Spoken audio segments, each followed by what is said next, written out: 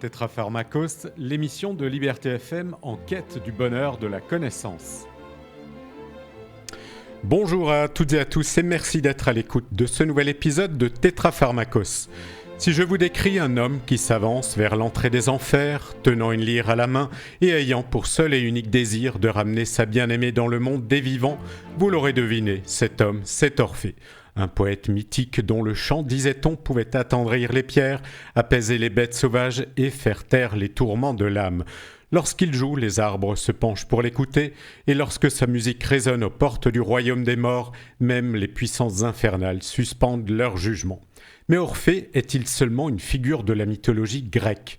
Lorsque nous recevions en février Julien Duy dans Tétrapharmakos, ce dernier nous expliquait que certains mythes pourraient bien être plus anciens que les civilisations qui nous les ont transmis.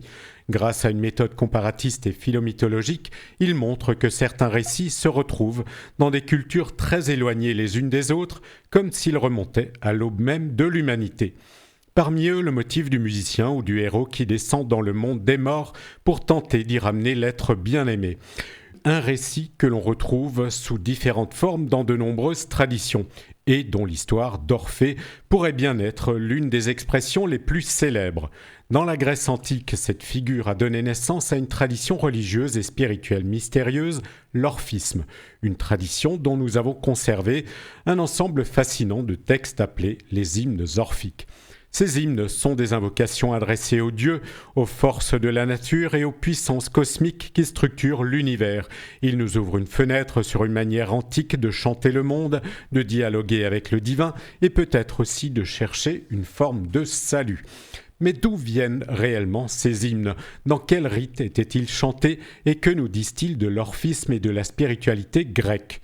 Pour explorer cet univers fascinant, j'ai le plaisir de recevoir aujourd'hui Anne-France Morand, la spécialiste de l'orphisme en général et des hymnes orphiques en particulier. Madame Morand, bonjour. Bonjour. Et merci beaucoup d'avoir accepté mon invitation.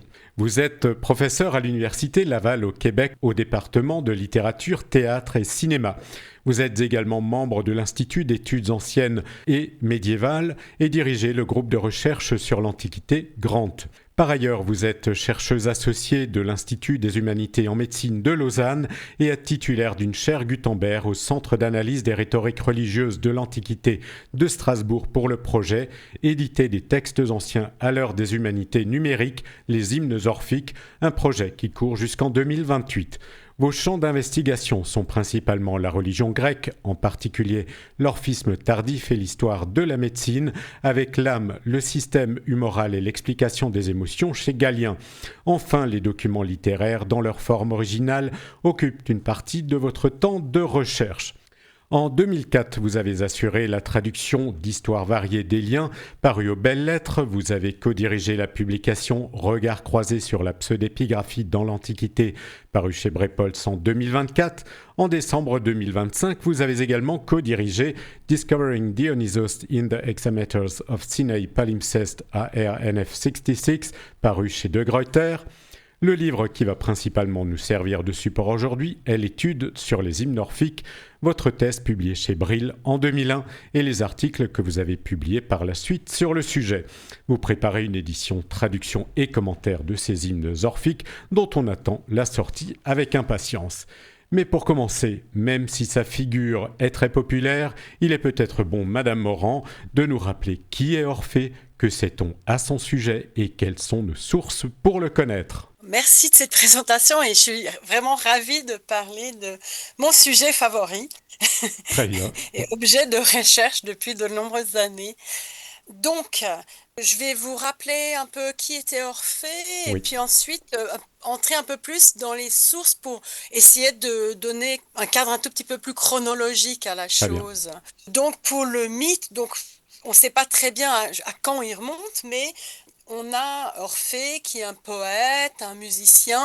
Dans les sources, il est fils d'Oéagre ou d'Apollon et de la muse Calliope.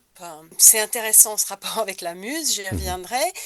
C'est aussi, il serait né sur le mont Pimpleia, qui est en trace, D'accord. en hauteur, comme ça, il serait né sur une cime. Ça aussi, ça rappelle un peu la venue au monde des Muses. Mhm. Il est descendu dans les enfers à la recherche de sa femme, Eh oui, Eurydice, qui, mordue par un serpent, donc est morte, mais Orphée a réussi à convaincre Hadès et Perséphone de lui rendre Eurydice. Il descend dans les enfers, ça c'est important pour la eh suite, oui, et malheureusement il se retourne, parce que c'est un mythe quand même très connu, bien sûr. et perd sa femme au dernier moment. Vous avez parlé du pouvoir d'Orphée, son chant, sa capacité d'ensorceler les bêtes, les hommes, la nature, presque tout le Eh cosmos. oui. Et c'est ce qu'on voit bien dans les mosaïques. Et aussi, le fait qu'il soit descendu aux enfers explique peut-être, et ça j'y reviendrai aussi, les enseignements qui vont lui être attribués. Mhm. Après la mort d'Eurydice, selon certaines versions, il a pris les femmes en dégoût. Et selon d'autres versions, il a refusé aux femmes l'accès au mystère. On reparlera des mystères. Mhm. Et les femmes l'ont tué, lui ont coupé sa tête et il continue à chanter. Sa tête se dérive sur une rivière et profère des chants et des oracles. Ouais, Donc tout ça, c'est un certain nombre d'éléments. Je voulais pas m'attarder là-dessus, mais c'est oui. assez intéressant le nom d'Orphée, Orpheus, qu'on a aussi chez Theseus, Thésée, Musée, entre aussi, mais alors ça c'est pas Museus, Theseus, et aussi d'autres noms en Eus. En principe, les noms en Eus, c'est des noms de métiers, mais on est un peu pour essayer de remonter aux origines avec l'étymologie, mais ce qui, avec les noms divins et mythiques, sont souvent difficiles, Oui, ne nous mènent pas très loin. eh oui. Il y a des personnes qui disent que c'est pré-grec, d'autres que c'est grec, donc c'est difficile. En revanche, Orphée est souvent associé à musée, donc à quelqu'un qui se rattache au muse. Là, on a très certainement une étymologie grecque, mais je veux pas me perdre là-dedans et j'aimerais passer donc aux sources. Oui, Je vous propose peut-être de parler d'abord des sources qui étaient connues jusque dans les années 1970-80 très bien. et comment elles étaient comprises, parce que vous verrez que l'interprétation a changé Oui, grâce à l'apparition de certaines sources eh autres. oui. Mais donc, j'aimerais rappeler que avec l'orphisme, on est face à un puzzle dont il manque des pièces Mhm. et que les opinions des savants, parfois radicalement opposées, Mhm. sont liées à de la manière dont on va remplir ces zones inconnues, comment on Oui, pose ce puzzle. eh oui. Et donc, on va commencer avec les sources anciennes. On a tout d'abord son chant évoqué chez le poète lyrique Ibikos Mhm. au VIe siècle avant. Il est question surtout de son chant, Oui. mais aussi chez Simonide, alors un poète un peu plus tardif du Mhm. VIe ou Ve siècle. Et déjà à ce moment-là, la beauté de son chant et la réaction des animaux qui l'entourent, les oiseaux volettent, et les Ah oui. poissons s'élançent, sortent de l'eau. Donc c'est charmant, mais les éléments importants, c'est donc déjà le chant et puis sa capacité d'agir sur la nature.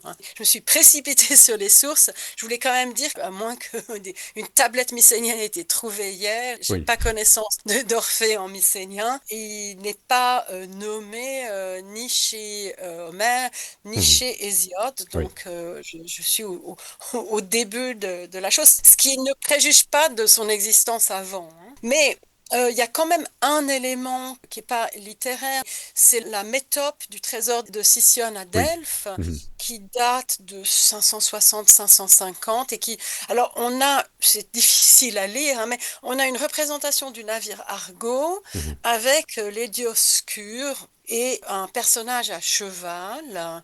Et c'est intéressant d'avoir cela puisque il est désigné comme Orphas. Eh oui. Et ça, c'est très probablement Orphée, sous une forme. Donc, mais c'est intéressant quand même d'avoir déjà cette Oui, oui. variation et cette association avec les Dioscures. Mais c'est aussi intéressant pour l'histoire on a Orpheus, on a Orphas, et puis chez Ibicus, ben, la forme c'est Orphès, donc Mhm. peut-être Oui. j'ai pas grand-chose de plus à apporter si ce n'est une variation du nom. Je passe à Pindare, Mhm. ce poète lyrique Eh oui. magnifique, qui est en activité en fait au 5e siècle. Mhm. Et dans sa quatrième Pythique, Pindare dit que l'illustre Orphée est issu d'Apollon et qu'il est le père des chants, donc de nouveau les Mhm. chants. Oui.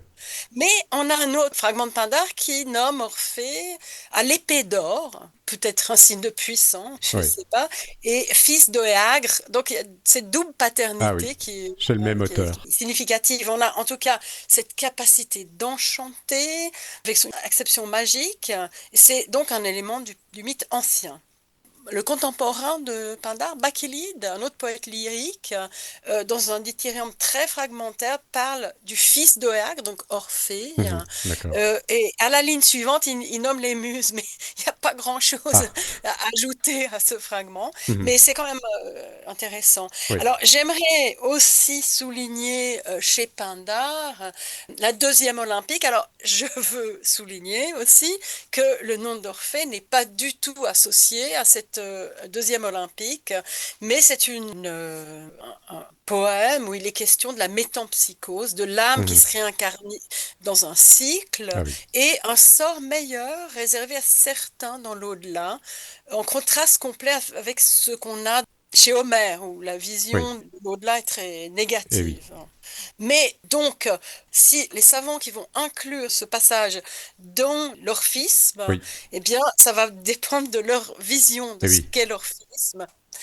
Donc, je continue dans les sources et je passe à Euripide, ce poète qui serait né en 480 et alors il y a plus de certitude avec sa mort qui serait Mhm. en 406. Oui. Et dans son Hippolyte, une pièce qui date de 428 avant, donc au début de la guerre du Péloponnèse, Thésée dit à Hippolyte, glorifie-toi de tes nourritures sans vie, des nourritures donc on pense Eh oui. végétariennes, donc Mhm. des nourritures sans vie, et fais commerce de ces nourritures avec comme seigneur Orphée, fait le Bacchan ou l'inspiré, Oui. en faisant honneur aux écrits fumeux, à la fumée des livres, hein, ou quelque chose comme ça. Bon, Euripide est un des premiers qui a possédé des livres, mais ça n'a pas tellement de rapport. Mais ce qui a retenu l'attention des Oui. chercheurs, c'est beaucoup l'idée d'une vie orphique, Mhm. Oui. l'idée de ce modèle d'Orphée, l'idée de peut-être du végétarianisme. Donc, en Grèce, c'est pas anodin hein, d'être végétarien. Oui. Ça veut dire qu'on refuse le sacrifice. Un élément important de la vie Eh civique oui. et du lien entre Orphée aussi et Dionysos, en disant fais le Bacchan. Donc tout ça, et c'est intéressant d'avoir, disons, Mhm. en 428, tous ces Eh oui. éléments présents. Oui. Et je dirais, c'est pas étonnant que certains textes aient été attribués à Orphée, puisque dès le 5e siècle, on a des textes attribués Eh oui. à Orphée, Mhm. puisque il a cette capacité Eh magique oui. Eh de oui. ressorceler le monde. Il y a cette figure tutélaire d'Orphée, un Anax Mhm. dans le passage, et son chant a peut-être des résonances cosmiques, et son nom aussi associé à des initiations et aussi à des groupes peut-être qui se Mhm. réunissent autour Oui. de ce personnage. Maintenant, il y a dans ce que Thésée a dit à Oui. Hippolyte, il y a quelque chose d'un peu accusateur, un peu Mhm. peut-être ironique, et Eh oui. donc c'est beaucoup là-dessus qu'on s'est basé pour dire oui, il y avait des sectes, et puis ces sectes étaient immenses, Ah oui. etc., etc. Mais c'est un bon personnage, si je peux dire, pour mettre des textes avec un contenu peut-être eschatologique, de Mhm. ce genre de choses. Un autre élément, c'est le fait que Orphée a vécu une génération avant Homère. Oui. Oui. Vous êtes chanceux si vous savez quand Homère a vécu, mais je vous le dis, Orphée était une génération avant. En fait, comme il a participé à l'expédition des Argonautes, c'est donc une génération avant toute la geste de Troie, et par conséquent, pour les Grecs, c'est très important, cette primauté qui vient avant, cette primauté historique, si je mets ça quand même un peu entre guillemets, eh bien, c'est quelque chose d'important. Je continue Oui, sur oui. la suite avec le poète comique Aristophane, donc quelqu'un qui a vécu essentiellement fin du 5e, début du 4e. Oui. Donc un poète comique qui, dans Les Oiseaux, une pièce de 414, avant évidemment, présente une cosmogonie comprenant au début, alors c'est une cosmogonie des oiseaux, hein, pas, c'est Oui. pas une cosmogonie Oui. Oui. autre, c'est donc au début, il y a le vide, le chaos, et la nuit, le noir érable, le tartare. Et dans ce vide sombre, la nuit produit un œuf de vent d'où sort Eros muni d'ailes étincelantes. Et la race des oiseaux, telle que nous la connaissons, Eh oui. eh bien, descend de cet œuf. Alors, il y a quelque chose d'amusant. Bon, il y a les œufs produits par les poules et les oiseaux, mais cette cosmogonie est en rupture avec la cosmogonie un peu traditionnelle, qui est celle d'Hesiode, qui débute avec une béance sombre, le chaos, Oui. mais avec ce que nous trouvons dans la cosmogonie orphique, on a Oui. des le réemploi d'éléments qui sont dans les autres cosmogonies, mais aussi donc la nuit, l'importance de la nuit, certains dieux traditionnels, mais alors aussi d'autres, un œuf qui apparaît, et Eh oui. ça, cet œuf avec un être ailé, un Phanès, Dionysos, etc., qui sortent de l'œuf, on va en reparler. Donc c'est intéressant d'avoir tout cela. Alors, c'est une source qui a été vraiment mise à l'écart et j'en reparlerai un peu en disant oui, D'accord. mais c'est un poète comique, voilà, Oui. c'est pas relevant. Et après, on va retrouver ce genre de choses après. Oui. Je voudrais aussi dire un mot donc d'une une autre pièce qui est Les Grenouilles, qui est de 406, donc très tardivement dans la vie D'Aristophane. d'Aristophane, oui, mais aussi dans la vie des poètes qui sont moqués en fait dans la D'accord. Oui. pièce, c'est-à-dire Sophocle et Euripide, Échille est antérieur. Donc Dionysos se rend aux enfers de manière tout à fait comique, il est trouillard, et tout d'un coup il rencontre des initiés qui sont ces initiés qui dansent dans la lumière, dans une sorte d'ivresse heureuse, sans effet, les effets parfois malheureux de l'alcool, Ah. et qui ont l'air d'être dans une joie incroyable. Donc, c'est quand même intéressant d'avoir ces initiations en rapport avec Dionysos, Oui. même si, de nouveau, on n'est pas en rapport avec Orphée, mais Oui. Oui. on a un contexte d'initiation. Je veux juste dire quelques mots par rapport à Platon, Oui. en disant, bah voilà, donc encore plus tardif. On a donc dans le mythe d'Air le Pamphilien Oui. l'idée de la métempsychose et de la réincarnation. On a souvent dit que c'était des éléments qui sont liés plutôt au pythagorisme, Eh oui. et on verra que c'est pas toujours facile de savoir ce qui relève entre l'orphisme, le pythagorisme et les cultes liés à Dionysos, les initiations notamment, Oui. c'est Oui. pas toujours facile de distinguer. Alors, beaucoup plus tard, un autre élément qui était connu, c'était ce qu'on avait chez les chrétiens, un personnage qui est intéressant quand même, c'est Clément d'Alexandrie, Oui. qui a vécu entre 150 et 215 Mhm. après. C'est quelqu'un d'assez tôt hein, dans Oui. les Le chrétiens, premier et christianisme, oui. ouais, vraiment premier christianisme. Et alors, il dénonce avec virulence les incestes perpétrés par les dieux grecs, notamment en lien avec Orphée. Il révèle, ça c'est un acte déjà. Les Grecs étaient très secrets, on ne sait pas Eh grand-chose oui. hein, du contenu des mystères. Pour être initié, il y avait un secret. Le mot grec c'est aretos, c'est l'idée à la fois de secret mais aussi indicible. Et Oui. ça, c'est important. Donc, il révèle ces mystères. Donc, déjà, ça, c'est un acte de, Sacrilège. sacrilège, ou disons, en tout cas, affirmatif. Et Oui. pour nous, c'est intéressant, mais dans un autre sens aussi, donc on a un peu des contenus, mais je pense qu'il déforme profondément l'interprétation à donner, c'est-à-dire que il dit, mais c'est dégoûtant, c'est Dieu qui... Et je pense que dans le contexte polythéiste, Oui. il y avait une autre signification de ces éléments, mais on le remercie quand même d'avoir C'est eu vrai. la gentillesse de nous livrer ces contenus.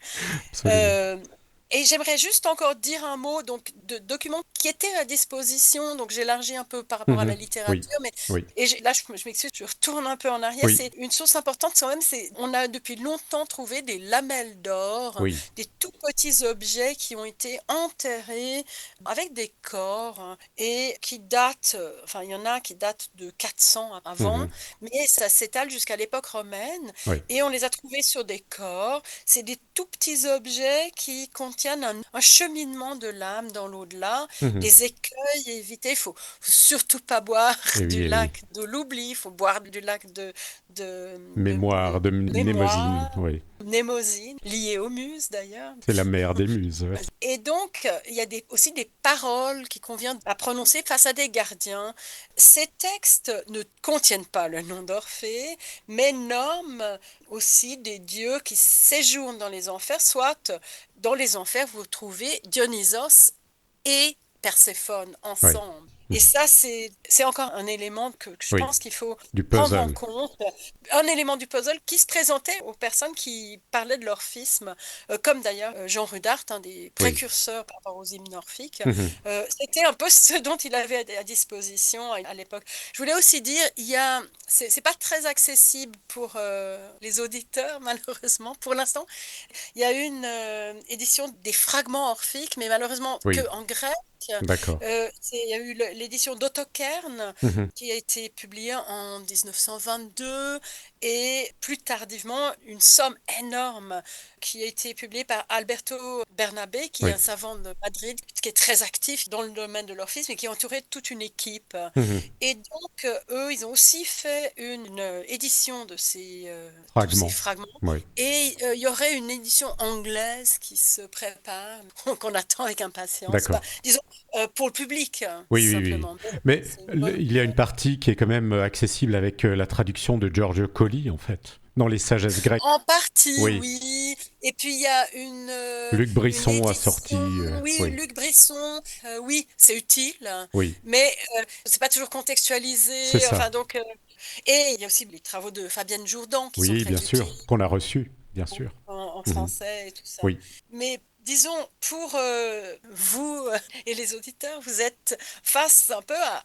J'ai pas cité évidemment tous les... Il y a des choses chez Oui, oui. Hérodote, il y a encore plein de choses, mais vous êtes un peu dans la situation où étaient les chercheurs, et c'est-à-dire, voilà, on a un puzzle, et puis qu'est-ce qu'on en fait? Et il y a eu un engouement, on voyait de l'orphisme, on disait, ah, mais c'était quelque chose d'incroyable, c'était une église. Ah Et oui. s'il n'y avait pas eu le christianisme, on serait tous orphiques. Ah, Des choses ou un peu mitrailliste. exagérées. Et moi, comme je suis parfois légèrement hyperbolique, j'exagère aussi en plus. Mais ce que je veux dire, c'est que face à cet engouement, il y Mhm. a eu une certaine résistance. Peut-être, je pense, il y avait une idée en Allemagne, par exemple, de la Grèce blanche Oui. et parfaite, Eh oui. etc. C'est aussi des héritiers du positivisme. Et avec le grand savant Ulrich von Wilamowitz-Moellendorff, peut-être que ça dit pas grand-chose, il est mort en 1931, mais Oui, oui. c'était quand même quelqu'un qui s'est beaucoup opposé à Nietzsche, qui était quand même un très grand philologue. Et lui, il n'aimait pas beaucoup la religion et il se moquait un peu, par exemple, d'Otto Kern, peu importe, mais lui, il a été un grand détracteur de l'orphisme à l'époque classique en disant, Ah mais oui. non, mais c'est des constructions de savants. Mhm. Il y a un livre important qui est paru en 1941, c'est le The Art of Author, c'est d'Ivan Lenforth, c'est Mhm. en anglais donc. Et lui aussi, il dit il n'y a rien avant Ouais. au 7e siècle. Mhm. Et donc, il démolit en fait tous les fragments que je vous ai, Ah oui. mais même ceux où il y a le nom d'Orphée. Mhm. Mhm. Et puis, il dit mais c'est un phénomène tardif. Et puis, en parallèle, mais je pense que ça a aussi eu son effet, c'est un personnage qui s'est intéressé aux lamelles d'or Oui. et qui disait avec force, c'est Gunther Züns avec son Perséphone, un livre paru en 71 qui essayait de montrer qu'il n'y avait pas Dionysos dans les... Il disait non Ah mais oui. Dionysos c'est un dieu de la joie et du vin, on Mhm. dirait. Et donc, il n'a rien à faire dans les enfers. Donc, tout ça, c'est des éléments qui ont été importants Mhm. Jusque dans les années 80, donc. jusque dans les années 80. Mais l'élément paradoxal, Oui. c'est que toutes les découvertes, elles étaient faites. Ah oui. Quand l'Elfon s'écrivait en 71, quand Jean Rudart œuvrait sur les hymnes orphiques, Mhm. tout ça était là. Donc, on a eu des découvertes fracassantes, incroyables, qui ont changé les choses.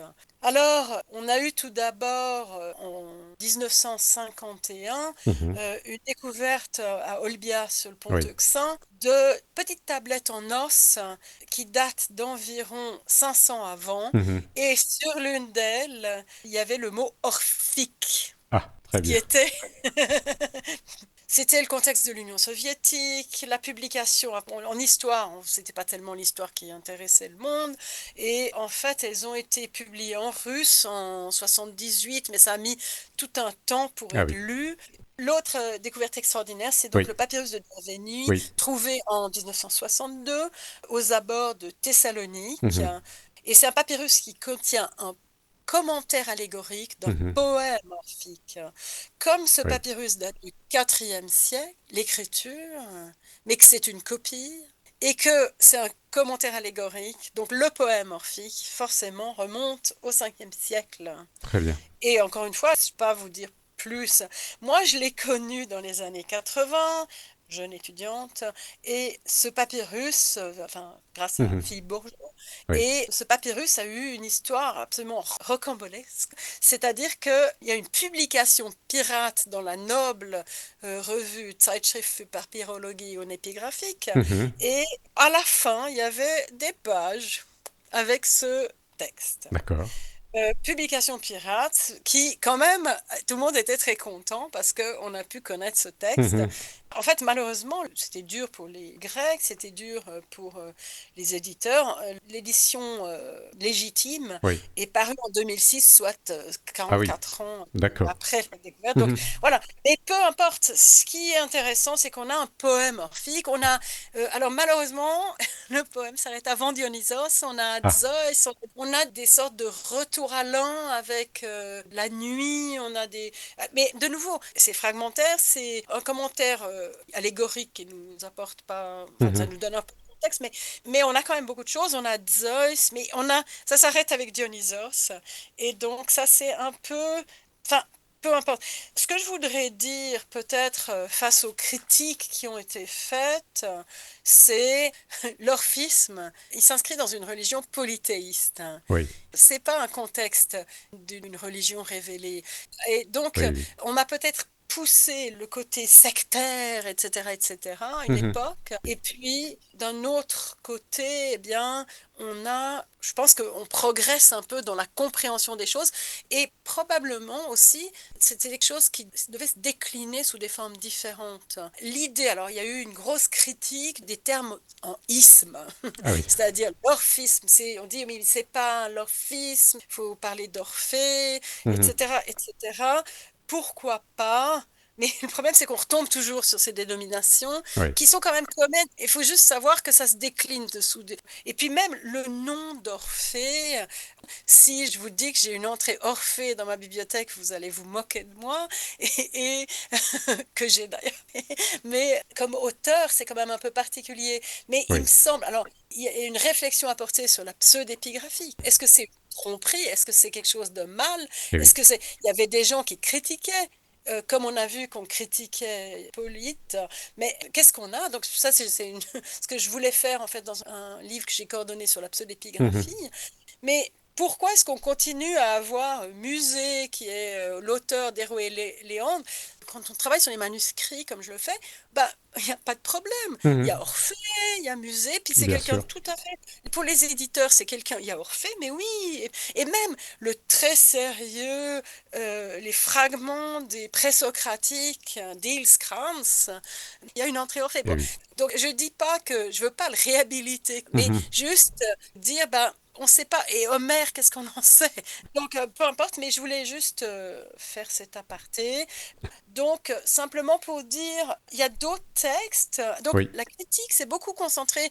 Yanko avait dit, le papyrus de Derveni, c'est le texte le plus important depuis la Renaissance, ou des choses Ah comme oui. ça. Ah, c'était une découverte Ok. incroyable. Mhm. Mais c'est ce qui m'a amené à m'occuper de leur fils. Mais l'autre chose, c'est qu'il y avait quand même des textes plus tardifs, les rhapsodies orphiques Eh qui oui. sont vraiment tardives, mais qui étaient des textes importants, Mhm. et puis aussi des textes de l'époque impériale, les argonautiques orphiques, Eh c'est oui, intéressant d'avoir les bien argonautes, sûr. et puis aussi Il y avait un euh, lapidaire orphique. les lapidaires orphiques Mhm. dont alors là, c'est intéressant. J'ai vu par exemple un savant suisse, Gassner, qui s'y intéressait beaucoup parce que c'était quelqu'un qui s'intéressait à ce genre de texte, mais D'accord. il a aussi laissé des notes sur les hymnes. Mhm. Mais bon, ça c'est dans la réception vraiment plus tardive, mais aussi les hymnes orphiques Eh oui. qui ont été en fait véhiculés dans des manuscrits relativement tardifs, Mhm. beaucoup du 15e, Eh oui. mais aux côtés des hymnes homériques, des hymnes de Callimaque, des hymnes de Proclus. Mhm. Proclus. Et donc, ça, c'est quand même intéressant. Il y a eu une sorte de corpus d'hymnes qui Mhm. était...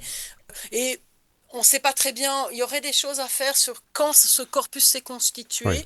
Je pense qu'on pourrait, enfin, même avec les manuscrits, je pense qu'on peut arriver à une meilleure compréhension de cela. Mais en fait, beaucoup de gens, enfin, dans ce sens-là, Luc Brisson est une exception. Il s'est Mhm. intéressé à l'orphisme d'époque Oui. impériale. Et donc, ces hymnes orphiques, c'est ce qui m'occupe. Mhm. Jean Redart s'en est occupé. Il a écrit des œuvres vraiment importantes, des articles importants. Il a enseigné Et à l'université de Genève. il était détenteur de la chaire d'histoire des religions à Genève. Et il était passionné par ces textes en se Mhm. disant, mais il y a quelque chose. Donc, je vais quand même en dire quelques mots. C'est des hymnes qui datent, alors il y a eu toutes sortes de dates, mais du deuxième, troisième siècle après Jésus-Christ, Oui. un style très paratactique, c'est-à-dire on n'a jamais de mythe. On Mhm. a une structure semblable aux hymnes homériques, Oui. dans le sens où on a un dieu invoqué sous Mhm. une épiclèse, une appellation, et puis on a toute une série, soit d'épithètes ou de relatifs très Oui, brèves, oui. mais qui sont allusives. Disons, pour nous, c'est beaucoup des listes. La métrique n'est pas extraordinaire Mhm. et ils ont été critiqués. Il y a des gens qui disaient c'est pas Sophocle. Ben oui, c'est pas Sophocle, mais je pense que c'est quand même des hymnes d'abord qui avaient un certain succès puisqu'ils ont été recopiés. Mhm. Ils ont Eh été oui. mis. Les anciens aussi avaient ce goût un peu de la littérature catalogique. Mhm. Et puis, ça avait aussi, je pense, une force rituelle, une force Eh oui. performative, Oui. et avec cette capacité des noms de convoquer la divinité. Ça n'a rien à voir avec les hymnes homériques, justement, qui sont beaucoup plus dans le narratif, qui expliquent la naissance du dieu, ses exploits, etc. Alors que les hymnes orphiques, on est vraiment, comme vous le dites, dans une énumération d'épithètes, et à la fin, on invoque le dieu pour qu'il vienne en aide, en protection. Tout à fait. Dans les hymnes homériques, c'est des beaux textes. Eh oui. L'hymne à Déméter est un texte magnifique avec des histoires d'initiation aussi Mhm. en arrière-fond. L'hymne à Hermès est drôle. Les hymnes de Callimaque aussi. C'est drôle, dans les manuscrits, souvent les hymnes de Proclus sont tout de suite à la suite des hymnes orphiques. Mhm. Et ça, les hymnes de Proclus, alors c'est un peu plus proche, sauf que c'est beaucoup plus philosophique, je dirais, Ouais. Proclus. Donc il y a plus de similarités, mais c'est sûr que c'est beaucoup moins littéraire. Mhm. En revanche, c'est pas une question de date, parce que on pourrait dire, bon, ben, le style. Alors, moi, je suis pas tenante de dire que plus ça avance, moins on est bon. Oui. Et donc, par exemple, Callimaque est magnifique et aussi a une métrique merveilleuse, très cohérente, je dirais. Et la même chose, Nonos de Panopolis, donc plus tardivement au 5e, à un moment où la chrétienté est beaucoup plus répandue, eh bien, Nonos, il a une métrique parfaite. Mais c'est pas un critère de date, Mhm. c'est peut-être un critère d'éducation, un critère d'utilisation, un Eh oui. critère autre. Mhm. Enfin, voilà. Ce qui est intéressant dans ces hymnes, d'abord, il y a une adresse, c'est Orphée qui s'adresse à Musée. D'abord, dans le Donc ça, c'est à prologue. Oui. Disney, Eh voilà. oui. Donc on a de nouveau cette association intéressante. Et vous avez aussi une association, on dirait, il y a des noms qu'on retrouve sur les inscriptions, dans les inscriptions d'Asie mineure, je pense Mhm. effectivement que les hymnes viennent d'Asie mineure, Oui. et donc on trouve dans les inscriptions de Pergame, de toutes les villes d'Asie mineure, ces noms de Thiaz, ou des Mhm. noms de culte. Oui. Ça, c'est intéressant. En tout cas, ça a été écrit avec en tête une association. Mhm. Ensuite, vous avez une structure avec le nom du dieu, une accumulation d'épithètes, et puis ensuite une sorte de demande. Mhm. Alors, les demandes, c'est souvent assez pragmatique. On dit viens vers nous, sois Mhm. propice, Oui, etc., etc. Et ça, je trouve intéressant d'en parler un tout petit peu. On oui, disait oui, mais c'est là où il faudrait demander l'au-delà et tout ça et tout ça. et oui, Mais ça serait un bon endroit pour le demander. Alors ça s'insère un peu sur les mystères à cette époque. oui, Il y a l'idée qui vient de Burckhardt, mais qui a été reprise assez aussi par Bremer et d'autres. Francesco Massa, par oui, exemple, et qu'on a Nicole reçu Belaïch, aussi. tous ces gens qui se posent la question, mais qu'est-ce que c'est que les mystères à cette époque? Est-ce que c'est vraiment que pratique? Et pour les hymnes, je soutiens quand même que non, Mhm. que on a quand même une promesse, alors des biens matériels, Mhm. mais aussi des mystères Oui, qui ont quand même une valeur, les incestes divins, qui sont très importants d'accord, dans les hymnes, avec Perséphone, etc., une mystérieuse, mystérieuse dans le sens large, oui, Mélinoé, eh bien, tout ça, ça se rapporte à une initiation, Mhm. quelle qu'elle soit, Oui, oui, et quand même, chez Plutarque, on a quand même l'évocation de promesses, pas d'une sûreté d'aller Mhm. dans l'au-delà, mais quand même des promesses concurrentielles quand même peut-être au christianisme, Mhm. qui expliquent peut-être certaines fois la virulence des réactions. Oui, Enfin, toujours est-il que ces hymnes, je pense qu'ils avaient une utilité rituelle. Mhm. C'est Fritz Graf qui a écrit un très bon article, qui a une approche rituelle de ces textes, avec aussi la part obscure de ces hymnes, le côté effrayant. Mhm. Mais on trouve ça aussi dans la magie. Dans la magie, on a aussi des hymnes qui ressemblent pas mal dans les papyrus magiques. Et cette force obscure, ben on essaye, on dit, mais viens, cher, tel et tel, viens, Mélinoé, mais pas sous ta forme méchante, d'accord. dissipe les peurs, Ah oui. etc. Donc il y a quand même donc, ce côté à la fois un peu qu'on trouve aussi dans les initiations, il y avait Mhm. des fois peut-être un côté à la fois qui nous échappe, que l'entendement humain ne peut Oui, oui. comprendre, Mhm. qu'on ne peut exprimer, et apeurant quand même. Donc ça, c'est des éléments que je trouve intéressants. Alors, dans ces cultes, comme on l'avait vu avec Francesco Massa par exemple, ou même lorsqu'on avait abordé les cultes de Mitra, aujourd'hui, on a des traces de Mitréum, on sait où les célébrations ont eu lieu, alors que pour l'orphisme, si on peut employer ce terme, eh ben, on n'a quasiment rien. On n'a rien, mais c'est ce que je disais, on a des puzzles Oui, et oui, archéologiquement, on a des choses, mais on oui, n'a pas de lieu. Alors, dans ma thèse, j'étais peut-être un peu jeune, mais je disais, ah, peut-être à Pergame. Mais ah oui, oui, mais peut-être, ça me plairait bien. C'est aussi l'endroit où habitait Galien. oui, Je réunis mes deux sujets, mais bien sûr. c'est très hypothétique. Et voilà. Alors autant Euh, pour les cultes de Mitra, on n'a pas de texte. Là, oui, pour Orphée, on n'a pas de lieu, mais on a ce corpus de 87 hymnes. oui, c'est ça. Mais peut-être juste par Oui, rapport à Mitra, alors ça oui, c'est un grand domaine, mais on a quand même un relief qui se trouve à la Modena, à oui. Modène, Mhm. qui représente l'œuf de Oui, Phanès. oui, c'est vrai. Et il y a bizarrement un lien avec Mitra, mais je Oui. veux pas du tout entrer là-dedans, ça Mhm, serait mhm. trop grand. Mais juste pour dire, c'est sûr qu'il y a différentes initiations, il y a toutes sortes de choses. Et voilà, donc au niveau du Panthéon, peut-être qu'il faudrait Oui, dire oui, bien quelque chose sûr, bien sûr. Il Panthéon. faut qu'on l'aborde, bien sûr. En fait, c'est difficile parce que à cause du côté allusif. Mhm. Et quand on a le mythe, on est content. Mais quand on n'a pas le mythe, ben, on est un peu laissé.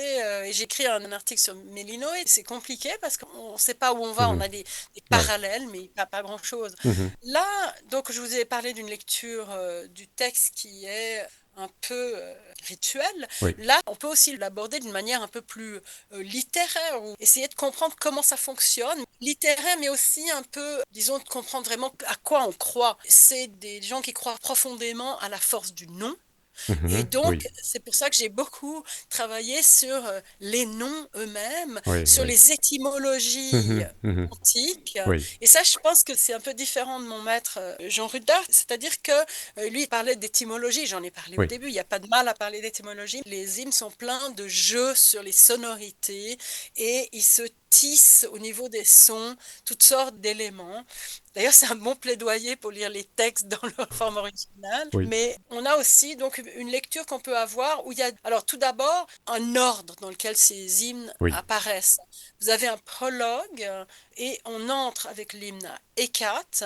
Vous avez une sorte de progression qui va de la naissance de l'homme à la mort. Donc Mhm. le deuxième hymne, c'est la naissance, Proturalia. Proturalia, Oui. Artémis Proturalia. Et puis ça se termine avec la mort, Thanatos. Et Kat, vous l'avez dit, ouvre ce catalogue d'hymnes après le prologue. Mais pourquoi elle? Hésiode lui avait déjà consacré un hymne en plein milieu de sa théogonie. Alors pourquoi ce rôle primordial? Oui, c'est une bonne question parce que je dis que ça, lors des hymnes, ça commence avec la naissance, Oui, mais on a Hécate. oui, Alors, oui, c'est très intéressant de convoquer ce texte parce que chez Hésiode, c'est un texte où la déesse, il y a toute sa puissance qui est oui. marquée, sa puissance rituelle, sa capacité aussi de mener à bien des prières. Mhm. Donc, tout ça, je pense que c'est un élément justement qui fait le lien entre le prologue et les autres textes. D'accord. Et c'est aussi peut-être un passage. Hécate est une déesse elle est liée d'une certaine manière aussi à Artémis et à d'autres. C'est aussi elle qui est présente quand Perséphone sort des enfers. Et puis, Elle est euh, gardienne des tombeaux qui, parmi elle est les âmes, gardienne des tombeaux. Et danse une puis, bacchanale. oui, exactement. Et du coup, là aussi, mais peut-être pour une raison très simplement rituelle, Mhm. c'est intéressant de la voir parce que peut-être qu'elle va aider à ce que les prières se réalisent ou quelque chose comme ça, et D'accord. aussi assurer le passage du prologue à la suite. Mhm. Du point de vue de la structure aussi, dans beaucoup de manuscrits, en fait, l'hymne à Hécate est collé au prologue D'accord. et après, on commence ailleurs. Donc, ça marque peut-être la transition Mhm. de l'un à l'autre. On retrouve des Voilà. caractéristiques. Elle est par terre, par le ciel, par la mer. Oui, tout à fait. C'est une sorte cette capacité d'agir sur Ouais. tout, d'être Mhm. partout, etc. Et puis, dans les deux cas, on se dit, mais pourquoi il y a ça? Et oui. Est-ce que c'est un hymne? Qu'est-ce que c'est? Dans l'hymne orphique, c'est clairement un Oui, hymne. oui, oui. Il y a ce questionnement peut-être plus par rapport à l'hymne Naïkat dans la théogonie. Donc, voilà. Vous avez par ailleurs une sorte de cosmogonie, hein, Mhm. et on a en particulier un hymne très intéressant Oui, qui est l'hymne à Protogonos, très bien. Le qui sixième. est le sixième. Alors, ce Protogonos, alors, c'est quand même amusant. Les gens n'ont pas tellement pris ça au sérieux, mais c'est quand même assez intéressant. C'est un hymne. Donc, il vient juste après l'hymne à Éther, hein. Et vous avez dans cet hymne, donc c'est l'hymne à Protogonos. Mhm. Protogonos, il est un premier, et puis il est double. Et puis, ce Protogonos, il naît d'un œuf, il a une forme de taureau, il a une forme Il il a a des des ailes d'or. serpents, il a des ailes d'or. Et puis après, eh bien, vous avez la lumière et l'obscurité qui se Oui. séparent. Donc c'est une sorte de, enfin, un retour à l'an avant que justement le monde se recrée. Dans le papyrus de Dervéni, vous avez ça aussi avec Zeus, mais Ah c'est oui. moins manifeste D'accord. dans les hymnes. En revanche, Protogonos, eh bien, il préfigure Dionysos. Dionysos qui est au centre de ce recueil. Je vous Oui. disais, on a malheureusement le papyrus de Dervéni s'arrête avec Mhm. les deux. Là, on a vraiment des informations intéressantes et des informations avec un Dionysos qui est dans les enfers, qu'on réveille. Enfin, toutes sortes de choses qui sont passionnantes. Et donc, ce panthéon, donc, qui à la fois reprend des dieux traditionnels, mais qui aussi assimile. Je vous disais, bon ben, Protogonos, c'est Phanès, mais c'est aussi Dionysos. Mhm. Parce que l'hymne à Dionysos, il commence par, voilà, il a Protogonos. Oui. Donc, on a ce phénomène, mais qui est compliqué à comprendre, c'est l'idée de on rassemble les divinités en disant, voilà, ben, il y a des affinités entre Perséphone, Artémis, ça c'est un article Mhm. important de Rudolf, mais on a aussi la même chose avec Protogonos et Dionysos. Mhm. Donc tout ça, c'est un peu ce côté, l'assimilation. Il y a d'autres mots grecs, j'en parle dans un D'accord. article. Mhm. Mais ce qu'il faut comprendre, c'est que c'est pas une fusion. Parce que les gens disaient, oui, ben, alors, c'est bon, on fusionne, puis finalement, on n'a plus qu'un Dieu. Et c'est un peu ce qu'on appelle les recherches sur le syncrétisme. Mais c'est pas ça. Dans les hymnes, on a ces connexions qui sont marquées, Très bien. mais quand vous invoquez Proturaya, vous n'êtes pas en train d'invoquer Perséphone. Mhm. Donc il faut peut-être Oui. marquer la différence. Donc ça, c'est aussi un élément important. Mhm. Et peut-être ce que je voudrais dire Oui. aussi, c'est qu'il y a une importance de bien traduire ces textes, hein, de bien les comprendre. Oui. Et malheureusement, on continue de ne pas avoir un texte très fiable. Parce qu'on malheureusement, on repose encore maintenant sur les manuscrits qui ont été lus par Quant et par Paul Maas, Mhm. qui a été très important. Donc, c'est un D'accord. chercheur aussi, hein, peut-être oublié aujourd'hui. Et je travaille sur des inédits qu'il apporte sur les hymnes orphiques. D'accord. Mais donc, c'est une très bonne édition, mais c'était le contexte de la guerre. C'était pas des conditions optimales pour lire les Ok. manuscrits. Donc, il faut vraiment relire les manuscrits. C'est colossal comme travail, Mhm. mais c'est important. Et aussi, alors, Rudart, il n'était jamais satisfait de sa traduction. Et là, je travaille avec un collègue, Hervé Genoux. Ça prend un temps fou, mais on arrive à la fois à rester concis, Mhm. puis à se dire, bon, bah, tout ce qu'on n'arrive pas à dire, on le met dans le commentaire. Donc voilà, l'importance un peu de ces deux éléments que je Oui. soulignerai. Mais je pense qu'on a laissé de côté certains éléments, les offrandes dont on n'a Oui. pas parlé. Oui. Donc on n'a pas seulement des mythes et une hiérarchie religieuse, on a Mhm. aussi des offrandes. Des offrandes un peu, des aromates, de l'encens, de la Mhm. myrrhe, etc. J'avais beaucoup travaillé là-dessus sur ma thèse. J'étais un peu déçue. C'est des fumigations. J'étais un peu déçue d'avoir pas quelque chose de plus littéraire, mais Ah oui. peut-être que c'est la richesse de ces textes, c'est que c'est pas D'accord. des textes littéraires. Mais en tout cas, c'est conçu pour être lu. Alors, je pense pas qu'on se levait le matin, mais je peux me tromper, hein, le groupe à Pergame, Oui. je suis dans mes rêves, le groupe à Pergame, et je pense pas qu'il se levait le matin puis qu'il allait lire tous ces hymnes, les 87 Oui. hymnes comme Oui. ça. Mais peut-être qu'on avait plus l'usage d'en prendre un, mais bon, Mhm. le contexte d'utilisation, j'en Oui. sais rien. Oui. En tout cas, ce que j'aimerais dire, c'est quand même, c'est des textes importants. Alors ça, c'est un élément qui mérite quand même un peu d'attention, Mhm. c'est que la tradition manuscrite, elle est quand même assez influencée par la présence de deux personnages qui sont Marcille Ficin, un personnage très très important de De la la Renaissance Renaissance. Eh italienne oui. du 15e, et avant lui, un autre personnage important qui est Georges Gémis, dit Pléton, qu'on voit dans certaines fresques, etc., qui est venu à Florence lors de conciles. Et donc, ces deux personnages, il y a des éléments à tirer en fait autour des personnages de Pléton, Ficin, Bessarion, constitution de la Bibliothèque Marciana, Oui. Oui. etc. Donc, tout ça, c'est des éléments qui vont améliorer le texte, je dirais. D'accord. Mais ceci dit, on s'améliore. Je veux dire, il y a une très bonne édition de Daniel Malamis, qui est un chercheur qui est en Afrique du Sud. Bah, on avance. Gabriella Ricciardelli, en italien, elle a fait quelque chose de magnifique. Mais il faut encore avancer là-dessus. Mais peut-être si on a encore un Oui. Oui. petit instant, j'aimerais bien parler d'un nouveau Eh texte oui. découvert par une chercheuse qui travaille à Vienne. C'est un palimpseste du monastère de Sainte-Catherine du Sinaï. Mhm.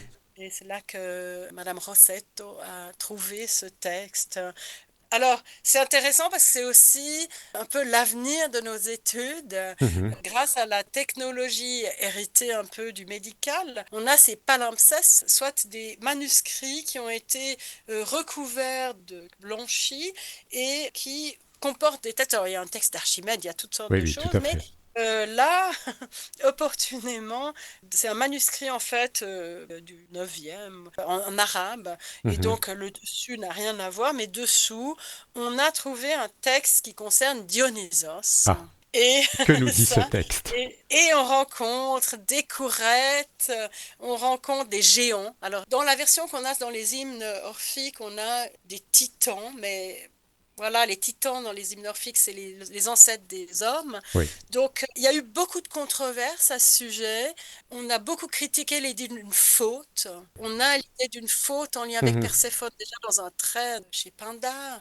Mais en tout cas, ce qui est fascinant avec ce texte, c'est qu'on a Dionysos, il est attaqué, il est sur un trône et il est l'objet d'attaques répétées de géants. Alors, ce qui est intéressant, c'est fragmentaire, c'est intéressant, c'est pas désigné comme orphique, D'accord. mais c'est un texte qui a énormément de rapports avec, tout d'abord, les rhapsodies orphiques. Le monde a fait ce parallèle Oui. avec les rhapsodies orphiques qui D'accord. sont assez tardifs, qui sont un texte en 24 chants.